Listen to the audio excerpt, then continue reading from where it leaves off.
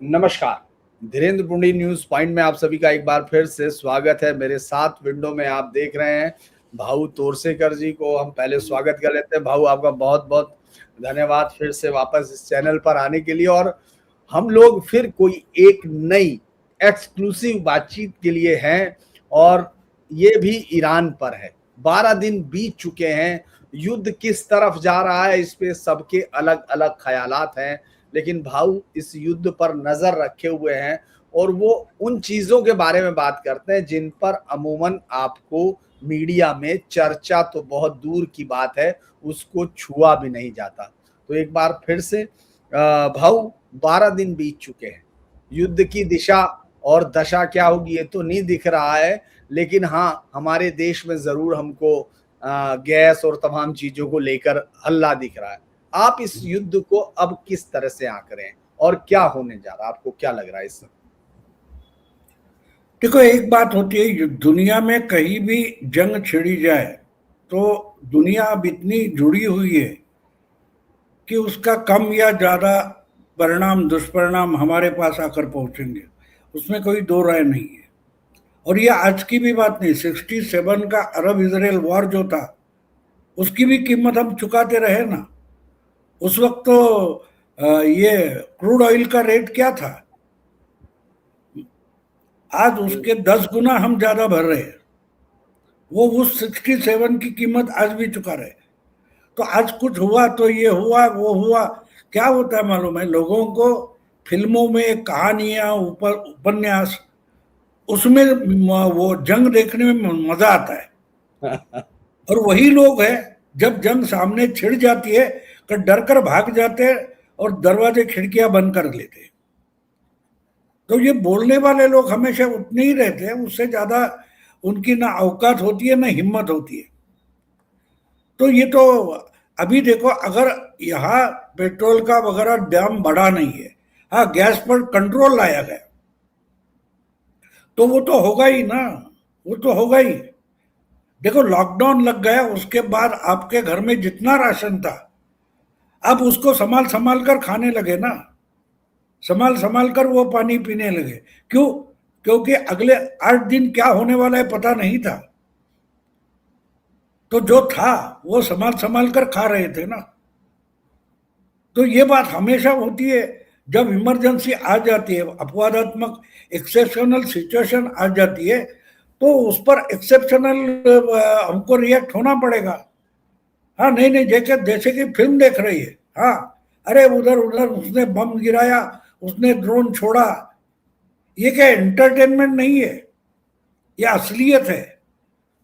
फिल्में देखना, कहानियां, सीरियल देखना अलग होता है, और जो कुछ बातें होती है वो हमको साथ साथ जीने पड़ती है। देखो, एक तरफ ये आप बोल रहे हैं, और दूसरा अभी अभी मैंने एक वीडियो देखा कि जो यूएई का यहाँ का राजदूत है, एम्बेसडर है, उसने मोदी के आभार माने। क्यों मालूम है?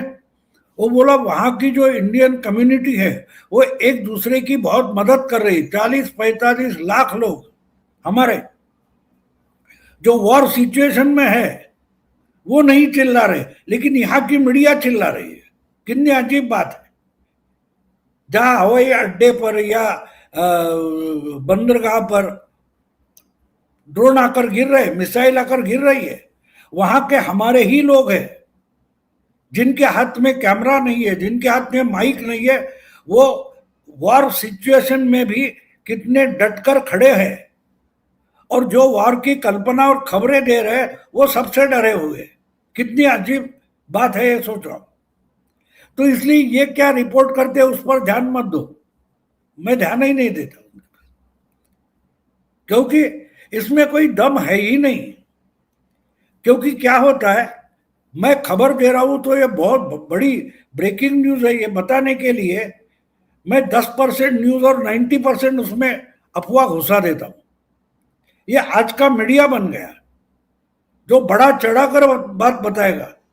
और ढूंढने जाओ वॉशिंग पाउडर निरमा झाग वाला है, हाथ अंदर डालो, इतना अंदर जाता है हाथ कुछ आता नहीं है। तो ये मीडिया जो है वो झाग वाला वॉशिंग पाउडर निरमा बन गया। जितना हाथ अंदर डालो अंदर जाएगा, हाथ में कुछ आएगा नहीं। ऐसी खबरों से क्या मतलब है? लोग, करोड़ों लोग वहां, अगर उस इलाके में आज की तारीख में अगर कुछ 20-25 करोड़ लोग रहते हैं, उसमें से 100, 150, 200 लोग मारे भी गए, मैं मानता हूं, तो 25-30 करोड़ में 200-300 का मतलब वॉर सिचुएशन में क्या होता है? नथिंग। लेकिन इनको तो बढ़ा चढ़ाकर बताना है ना। अरे इतना बड़ा धमाका हुआ, मैं वहां खड़ा था, वो राजू श्रीवास्तव की एक कॉमेडी मुझे याद आती है। बोले ये पूछते जाकर, तो रिपोर्टर ने मुझे पूछा, अरे बम का धमाका हुआ, तुम क्या कर रहे थे, तुम वहां थे? बोला हाँ बिल्कुल मैं वहां था। तो क्या हुआ? ने वो बम गिर गया, लुढ़कते लुढ़कते मेरे पास आ गया, मुझे बोला मैं बम हूं, आप अगर परमिशन दे दे तो फट सकता हूं, फटू। ये जो मजाक उड़ाई थी मीडिया की राजू श्रीवास्तव ने, वो हम असलियत में अब जी रहे। मीडिया जो खबरें दे रहा है, अरे क्या मजाक है। पाकिस्तान में आज 30-40% कीमतें बढ़ गई है। क्या हम अलग है? हम वॉर सिचुएशन में नहीं है, हम वॉर से बहुत दूर बैठे। तो जो कुछ हमारे पास अगर 25 दिन का स्टॉक है पेट्रोल का, गैस का, तो संभाल कर इस्तेमाल करो। इस्मा लगाए उसका मतलब क्या है भाई? जितनी जरूरत है उतना इस्तेमाल करो। इतना इस्तेमाल जब वॉर सिचुएशन नहीं थी, मनमोहन सिंह की गवर्नमेंट थी, तब था। साल भर में 12 सिलेंडर मिलेंगे, 13 नहीं मिलेंगे, ये सिचुएशन से निकले ना। तो ऐसे लोग जो चिल्लाने वाले हैं ना, उनके लिए मनमोहन सिंह की गवर्नमेंट का जो रूल था 12 ही सिलेंडर मिलेंगे, वो रूल लगा दो तो इनकी खबरें ठीक ठाक हो जाएगी। इसमें से कोई सिलेंडर लाने को जाने वाला नहीं है। जो खबरें बड़ा चढ़ाकर बता रहे हैं, इनको पता नहीं होगा घर में कितने सिलेंडर लगते हैं। तो जाने दो, उनकी बात छोड़ दो। जो आज सिचुएशन दुनिया के सामने है, उसमें एक बड़ी बात मैं देख रहा हूं, क्योंकि मुझे एक बात याद आती है। जब अफगानिस्तान पर मिसाइल का हमला किया था 2001 में अमेरिका ने, वो उनके युद्धपोत से छोड़ा गया था मिसाइल, टॉम हैक वगैरह कोई था, मुझे अभी याद नहीं आ रहा है, वो फटा था। तो उसके बाद CNN पर एक अमेरिका का ही कोई डिफेंस एक्सपर्ट था, उसके शब्द मुझे कान में आज भी गूंज रहे। बोले ऐसे मिसाइल छोड़कर वगैरह कुछ होने वाला नहीं। अगर आपको जंग जीतनी है तो you must have your boots on the ground, यानी जब तक जमीन पर आपके फौजी नहीं होते तब तक जंग जीती नहीं जाती। और बिल्कुल सही कहा था उसने। आप ऊपर से छोड़ते रहोगे, उससे क्या मतलब है? वहीं से अफगानिस्तान से निकलकर ओसामा बिन लादेन पाकिस्तान पहुंच गया था ना, जब ये मिसाइल छूट रहे थे। जी।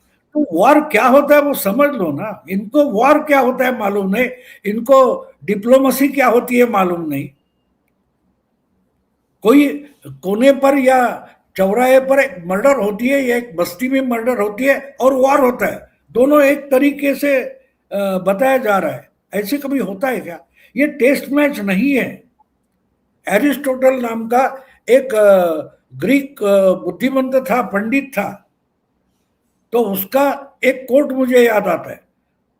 बोलता वॉर जीतना आसान है, लेकिन वॉर के बाद सिस्टम बिठाना, सिस्टम लगाना और शांतता प्रस्तावित करना बहुत इंपॉर्टेंट होता है, तभी युद्ध जीता जाता है। अमेरिका ये नहीं कर पाई अफगानिस्तान में, अमेरिका ये इराक में नहीं कर पाई, फेल हो गई। अफगानिस्तान और इराक में हम हथियार की वॉर देखे, हथियार की जंग देखे तो अमेरिका जीत गई थी, लेकिन क्या हुआ? 10 साल 15 साल बाद वहां से छोड़कर सब भागना पड़ा। क्यों? वो सिस्टम नहीं डेवलप कर पाए। तो मैं मानता हूं कि अमेरिका ने उससे एक सबक लिया है, सीख ली है कि हथियारों से वॉर आर्मी के खिलाफ जीता जाता है। किसी कौम के खिलाफ, किसी देश के खिलाफ आप हथियारों से जंग नहीं जीत पाते। जब तक आप वहां की जो कौम है, वहां की आम जनता है, उसको स्टेबिलिटी नहीं देंगे, तब तक आप वॉर नहीं जीत पाओगे। तो ये शायद अमेरिका ने ये सीखा है, इसलिए 10-12 दिन हो गए, लेकिन अभी भी अमेरिका ने अपने फौजी ईरान में उतारे नहीं है, ना कि गल्फ कंट्रीज में उतारे। जो कुछ है उनके बेसिस है, वहां जो अमेरिकन है वो बस, उससे ज्यादा नहीं है। लेकिन इसका मतलब ये नहीं है कि अमेरिका फौजी जंग में नहीं लाएंगे। लेकिन क्या वो अमेरिकन हो गए या पाकिस्तानी हो गए, क्या बांग्लादेशी हो गए? अमेरिका की तरफ से ये जंग जमीन पर उतरकर कौन लड़ेगा, ये सबसे बड़ा सवाल है। और तब तक ये जंग खत्म नहीं होगी, क्योंकि आप अगर मानोगे कि ये खत्म हो गया, तो उनमें से कोई हौथी या जिहादी उठेगा और न्यूयॉर्क में जाकर बम बजा देगा, फिर क्या करोगे? तो इनको ईरान में स्टेबिलिटी लाना जरूरी है, पश्चिम एशिया में स्टेबिलिटी लाना जरूरी है। तो सोचना है वॉर के बारे में तो उस तरीके से सोचो जी कि कौन कौन कौन से फौजी अमेरिका भेजेगी। जी भाऊ, अगर यही हम इसी सवाल को आगे ले जाएं कि आपको क्या लगता है कि ये सब, चूंकि ये आपने बताया था कि भाई जमीन पर ही हार जीत होती है, ऊपर से हमले हो गए लेकिन आपको मूवमेंट चाहिए, आपको फिजिकल प्रेजेंस चाहिएगी, और तभी ये कंट्रोल आप इस्टेब्लिश करोगे। नहीं तो जिस तरह पूरी दुनिया ने लीबिया को देख लिया, बगदाद को देख लिया, अलग अलग देशों में जहां अमेरिका ने अफगानिस्तान 20 साल बाद भागना पड़ा 2021 में उनको, वो सब चीजें देखी है। तो यहाँ आपने जो एक लाइन कही है वो बड़ी इंटरेस्टिंग है, दर्शकों को मुझे लगता है उसको और जानना चाहेंगे कि उतरेंगे तो जरूर, लेकिन वो किसके होंगे ये नहीं पता। आपको लगता है, आपने इस पर जरूर अपना दिमाग लगाया है कि वो क्या हो सकता है, क्या सिनेरियो आपको दिख रहा है भाऊ कि वो अगर होंगे जब तो? ऐसी बात होती है ना, तो उनके नजदीकी संघर्ष किसके साथ है? ईरान का बॉर्डर संघर्ष जो है, बॉर्डर प्रॉब्लम है, वो इराक के साथ भी है और कर्ड्स के साथ भी है।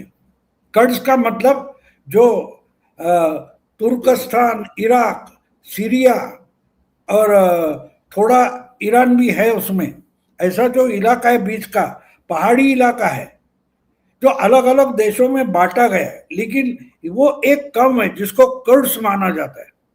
कुर्दिश भी बोलते हैं हिंदी में, मराठी में हम कुर्दिश बोलते हैं।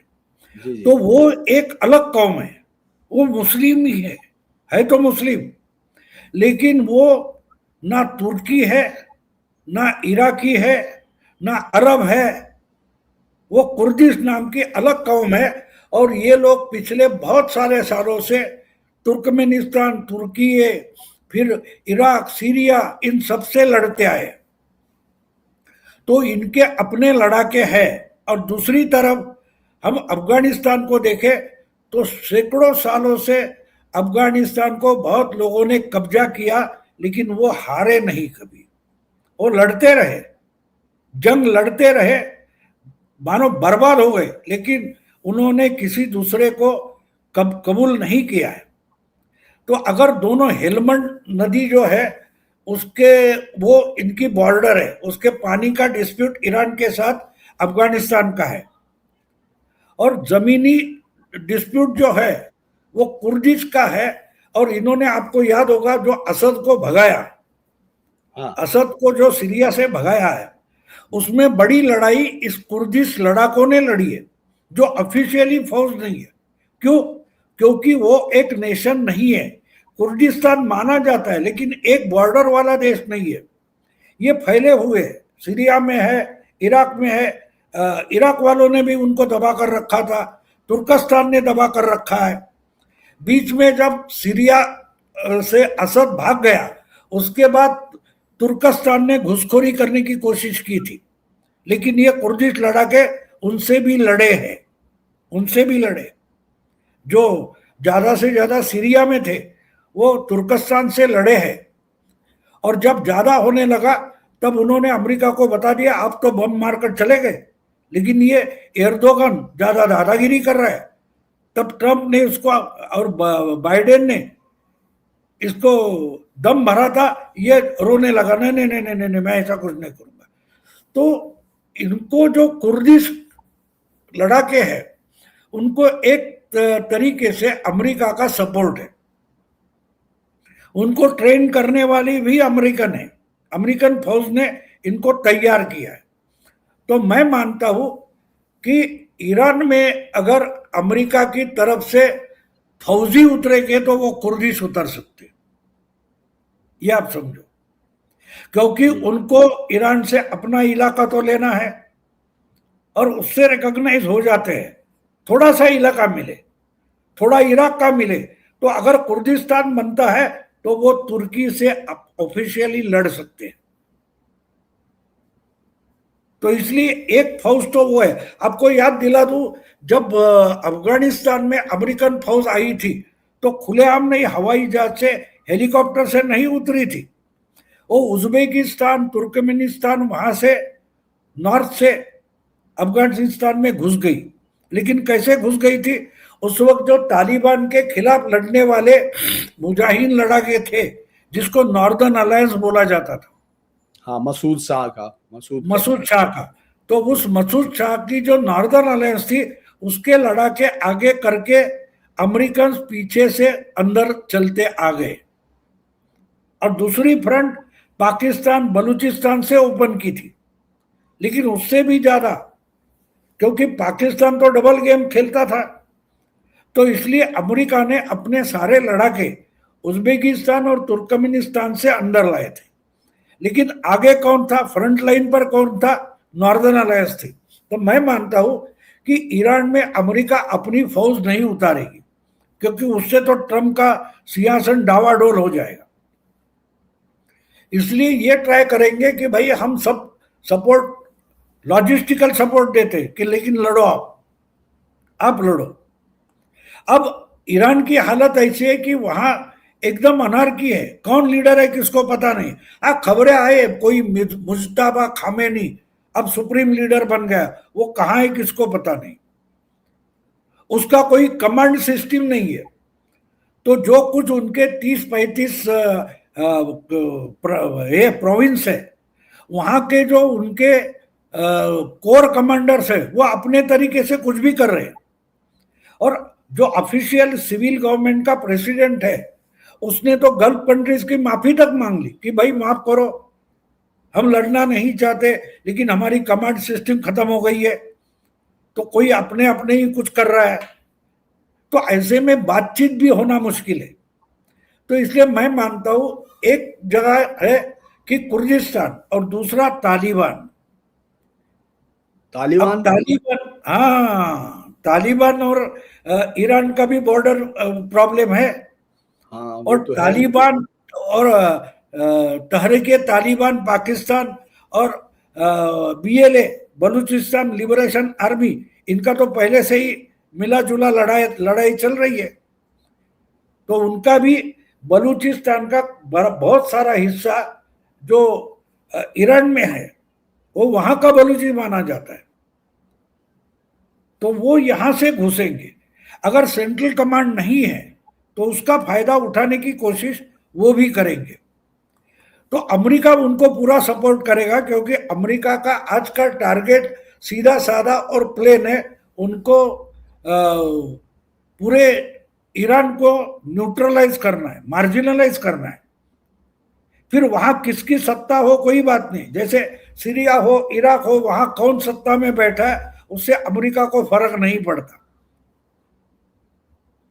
तो इस ढंग से पश्चिम एशिया में कोई दादागिरी करने वाला ना हो, उसको कंट्रोल करने वाला इजराइल हो, और इजराइल के साथ साथ अगर कुर्दिस्तान और तालिबान ये एक्सेस बन जाता है तो अमेरिका, मैं मानता हूं कि उसमें इंटरेस्टेड है। और तालिबान और बलूची, उनको आजकल कौन कंट्रोल करता है ये मैंने कहने की जरूरत नहीं है। हम तो जो पत्रकार, समझदार पत्रकार है, वो जानते हैं कि बलूचिस्तान लिबरेशन आर्मी हो या तालिबान हो, वो किसकी कठपुतली बनकर काम कर रहे हैं या दोस्त बनकर काम कर रहे हैं, ये बोलने की जरूरत नहीं है। उन्होंने पाकिस्तान को एंगेज करके रखा है कि पाकिस्तान ना सीरिया की या ईरान की मदद करे। उल्टा ईरान ने ही हमला कर दिया है पाकिस्तान पर, क्योंकि ईरान में आज कोई लीडर है नहीं। जैसे सोवियत सेना निकल गई थी अफगानिस्तान छोड़कर, उसके बाद अफगानिस्तान पर किसी का कंट्रोल नहीं था। एक साथ मुजाहिदीन थे, हक्कानी नेटवर्क था, नॉर्दर्न अलायंस था, बहुत सारे ग्रुप काम कर रहे थे। बिल्कुल वही हालत आज ईरान की है। हाँ, ये बताने के लिए मुज्तबा मुज्तबा बोलेंगे, लेकिन मुज्तबा सामने नहीं आएगा। एक दिन हमें पता चलेगा कि मुज्तबा कोई है ही नहीं, तो वो बात छोड़ दो। लेकिन एक बात है कि ईरान की ये जो लड़ाई है वो आगे चलकर कुर्दिस्तान, तालिबान और बलूची मिलकर लड़ने वाले हैं, और उसको पूरा लॉजिस्टिकल सपोर्ट अमेरिका देगी। वैसे तो अमेरिका ने बहुत सारे हथियार, जो बख्तरबंद गाड़ियां वगैरह अफगानिस्तान में छोड़ी थी, तो उसका प्लान क्या था? यही तो था, अफगानिस्तान का बेस छोड़ा है, लेकिन हथियार भी छोड़ दिए ना। वो हथियार इस्तेमाल कैसे करें, इसका ट्रेनिंग भी मिलना जरूरी है। वो ट्रेनिंग किसने तो दिया होगा। जिस ढंग से आज पाकिस्तान पर तालिबान डुरांड लाइन से हमले कर रहे, वो देखकर पता लगता है कि जो अमेरिकन हथियार वहां छोड़े गए, उसका इस्तेमाल कैसे करना है, इसका तालिबान को सिस्टमेटिकली किसी ने ट्रेनिंग दिया है। तो ट्रेनिंग सिर्फ पाकिस्तान के खिलाफ लड़ने के लिए नहीं दिया, पूरे पश्चिम एशिया जो है, आखाती या खाड़ी देश है, ईरान है, ये जो सब लोग हैं, उनको मार्जिनलाइज करने का एक ग्रैंड प्लान हो सकता है। और उसमें से शायद आगे चलकर कुर्दिस्तान नाम का एक नया देश पैदा होगा। अगर वो पैदा होगा तो हमेशा के लिए वो तुर्की के लिए सरदर्द बन जाएगा। ये सब देखो, अमेरिका में अगले 15 साल 10 साल के बाद दुनिया का मैप कैसे होगा, इस पर काम करने वाले स्टडी ग्रुप है, थिंक टैंक्स है। ये अलग अलग सिनारियो बनाते हैं, अलग अलग प्रेसिडेंट जो पसंद आए वो इम्प्लीमेंट करता है। मुझे एक बात याद आती है, 1980s में जब रिपब्लिकन पार्टी से रोनाल्ड रेगन अध्यक्ष बनने के लिए ट्राई कर रहे थे, प्राइमरी चल रही थी और उन्होंने प्राइमरी जीत ली, तो वो रिपब्लिकन पार्टी के अमेरिका में प्रेसिडेंटशिप के लिए कैंडिडेट बन गए। तो अमेरिका में एक ट्रेडिशन है, जो भी पार्टी का अंतिम कैंडिडेट फाइनल होकर सामने आता है, तो बड़े बड़े यूनिवर्सिटी के प्रोफेसर्स 70-75-100 से ज्यादा इकट्ठा होकर उस पर सवाल दागते हैं कि भाई तुम क्या करोगे, तुम अगर प्रेसिडेंट होते हो तो क्या करोगे। तो मुझे याद है उस समय मैंने पढ़ा था, किसी एक बड़े यूनिवर्सिटी के पॉलिटिकल साइंस के प्रोफेसर ने रीगन को पूछा था, क्योंकि उसका मजाक उड़ाया जाता था, वो तो स्टंट फिल्म का हीरो था, ऐसी कोई बड़ा अभिनेता वगैरह नहीं था, तो उसको मजाक उड़ाया जाता था। तो उसको किसी प्रोफेसर ने पूछा था कि भाई तुम प्रेसिडेंट बनने जा रहे हो, तो तुम्हारी सोवियत पॉलिसी क्या है, सोवियत यूनियन से कैसे टकराओगे। उस वक्त ये कोल्ड वॉर चल रहा था। तो उसने एक लाइन में उत्तर दिया, my policy is very simple, I have to win, they have to lose. तो प्रोफेसर बोला ये स्लोगन है, मैं पॉलिसी पूछ रहा हूं। तो रेगन ने जो उसका जवाब दिया वो बड़ा इंपॉर्टेंट है। वो बोला मैं प्रोफेसर बनने नहीं जा रहा हूं, मैं प्रेसिडेंट बनने जा रहा हूं। मैं प्रेसिडेंट बनने जा रहा हूं, और प्रेसिडेंट डिसीजन मेकर होता है। तो बोला पॉलिसी कौन बनाएगा? तो रेगन बोला था दैट इज योर हेडेक, यानी तुम जैसे 100 प्रोफेसर्स अलग अलग पॉलिसी बनाएंगे और उसमें से एक चूज कर मैं उसका इस्तेमाल करूंगा। तो ये बात समझ लो, ये जो अमेरिकन पॉलिसी बनती है वो कोई बनाने वाला एक नहीं होता, बनाने वाले अलग अलग होते हैं। शायद उसमें से 3-4 पॉलिसीज इकट्ठा करके एक नई पॉलिसी बनाई जाती। तो वेस्ट एशिया जो है ये अगर दुनिया के ट्रांसपोर्ट का हब है, यूरोप से साउथ एशिया वगैरह आने जाने वाला माल या ऑयल, ईंधन, ऊर्जा, ये सबके लिए इम्पोर्टेंट चीज है। वो हमेशा के लिए नॉर्मलाइज होना जरूरी है। अगर उसमें टांग गड़ाकर ये आयातुल्ला बैठ गया था तो उसका खात्मा जरूरी था, उसका खात्मा जरूरी था। तो इस ढंग से ये पॉलिसी आई है, हमें ये समझना भी जरूरी है कि ये सिर्फ अमेरिका और इजराइल कर रहे नहीं।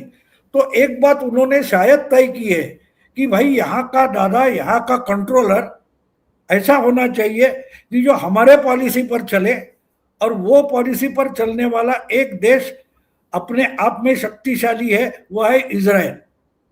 उसके साथ साथ अगर कुर्दिस्तान बन जाता है और उसी लाइन पर तीसरी नंबर पर अगर तालिबान होता है तो खाड़ी देश के लिए, पश्चिम एशिया के लिए पूरा का पूरा दुनिया का नक्शा बदलेगा, स्टेबिलिटी आएगी और कम से कम 2-3 दशकों के लिए ये ट्रैक क्लियर हो जाएगा।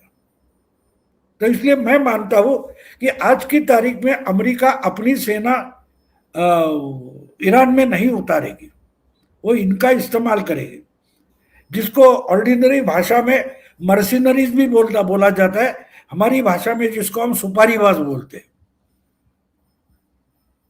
तो इस ढंग से ये हो सकता है, ये हो सकता है।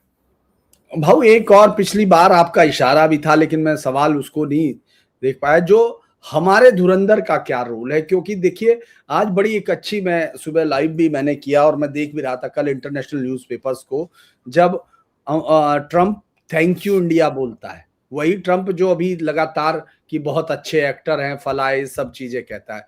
हम इजराइल से रक्षा समझौता कर रहे हैं, हम गल्फ से तेल खरीद रहे हैं, वो लोग हमको धन्यवाद ऐसे समय में भी कर रहे हैं। हम लोग अपनी पॉलिसीज को अब जितना हम ईरान से, हमने कोई उनकी अनुमति की जरूरत नहीं थी, हमने जवाब दे दिया, हम अपना काम कर रहे हैं, हमें खरीद रहे हैं। ये तमाम चीजों के बीच में जो आपने ये प्लान बताया, इसमें तो बड़ा इंटरेस्टिंग लगता है कि जब आप ईरान के अंदर घुसाते हैं तालिबान को, आप इधर से पाकिस्तान को इंगेज करते हैं, और इस सब के बीच में एक खामोश चादर जो है भारत ओढ़े हुए है, जिसमें कि अब बहुत सारे लोग तो हालांकि ये कह रहे हैं कि साहब सीपीएम जैसी पार्टियां जो हमेशा से हिंदुस्तान की कंपनियों पर रोक लगाती रही हैं, जिनकी जिंदगी में निजी कंपनियां और इस देश को गाली देना लिखा है, वो भी आज दर्द से पेट में करा रही थी। ये कह रही थी कि साहब भारत से बाहर जा रहा है ये पैसा। तो जो अंबानी को, जो मतलब अमेरिका को सबसे बड़ी जरूरत पड़ी तो उसको रिफाइनरी 50 साल लगाने के बाद इंडियन ढूंढना पड़ा। तो क्या मैं ये कह सकता हूं, आप मतलब उसके बारे में बताएं, क्या इंडियन भी एक कोई रोल डिजाइन आपको इस सब में दिखता है? और भारत सरकार का, या मैं कहूं पीएम मोदी और उनके साथ इस समय धुरंधर, हम जब भी बात करते हैं तो डोवाल साहब भी साथ रखते हैं, तो आपको लगता है इस पूरे ग्रेट डिजाइन में हमारी कोई भूमिका है और हम क्या कर रहे हैं? बिल्कुल है। एक बात आप समझ लो कि 84 में बीजेपी के सिर्फ 2 एमपी चुनकर आए थे, उसके बाद औरों से गठबंधन करते करते करते आज बीजेपी कहां पहुंच गई है? अकेली नेशनलिस्ट पार्टी बन गई है।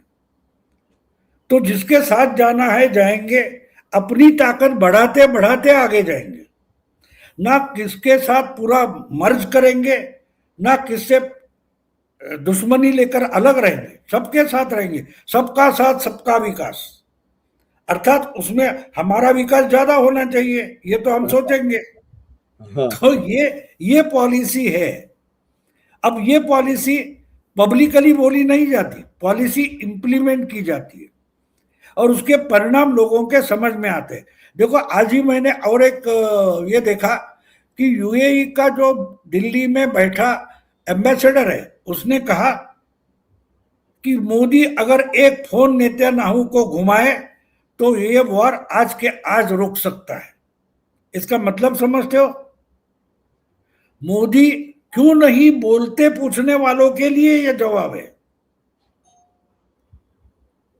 राहुल गांधी दिन के 24 घंटे बोलता रहे, कुछ परिणाम फर्क नहीं पड़ने वाला, लेकिन मोदी एक फोन घुमाकर बोलेगा तो परिणाम होगा।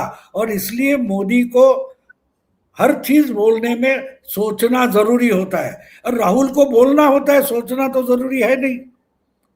तो इसलिए ये जो पॉलिसी बनती है उसमें से अपना फायदा कहां से उठाए ये तो सोचेंगे, क्योंकि दोनों के दोनों पक्के गुजराती है।